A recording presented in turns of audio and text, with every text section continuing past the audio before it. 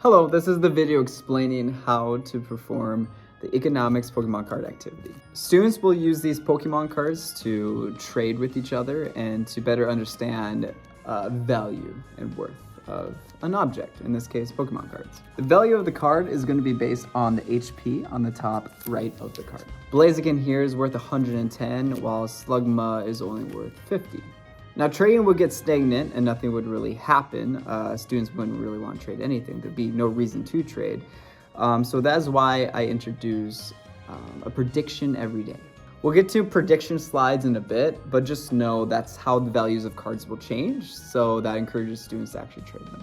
Students will all start with 10 cards, but other ways for students to get cards is through jobs. You can create your own list of jobs, but I do have one in the slide. They look like this, and there's one for every color. So if a student is looking for a green card, they would draw me a picture of an animal. I would keep these jobs pretty simple and short, just have something for them to do. I have my students do 2 jobs a day, but depending on your class size and how much time you have, I might lower that down to 1. And I also say you can't do the same color more than once a day. So they do their job, they get a card. How does that work? Well, first, they show you that they did the job, and then you take your store deck, which we'll be talking about creating store deck in a second. You take your store deck and you flip it over and say they did a yellow. Well, the first yellow that I get is the one they receive. And that part of it is really fun because they're anxious seeing what the first yellow is flipped over and see if it's worth something good. Another way that's a little quicker is you could flip it this way and scroll through the cards in the first yellow you see. It's a little faster. So your store deck is shuffled all together, but starting out, you should have about the even amount of every color just to make things balanced. Now, if you don't even own Pokemon cards, that's okay. I included a link that will bring you to a Google Drive that has prints of bunch of cards.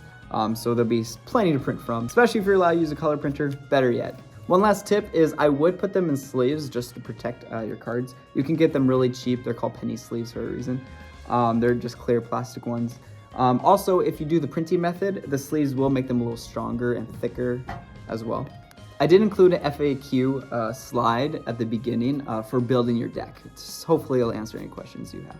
So the biggest one is explain to students how this works, and also how day 1 will look. I did make a slide that Professor Oak explains the basics, but it's going to be up to you to explain to them how trading works and how jobs work, because every class is going to be a little different. When students trade, I would suggest some kind of handshake or fist bump, but really it's up to you. If you let students scam each other or not is also up to you. And when I say that, there will be students that will trick others into trading a 100-point card for something that's only like 50, or card values have changed. Like at one point, red cards are worth double, and they will be until the end.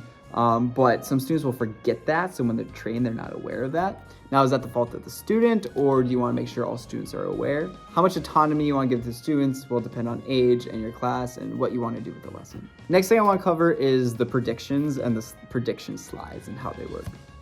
I have mine laid out in 6 days, 7 if you include the introduction day. Now, of course, this can change. You can combine these if you really need to, depending on how much time you have. But every day we'll start out with a journal entry and a prediction. The journal entry tells you what has just happened, how cards just changed.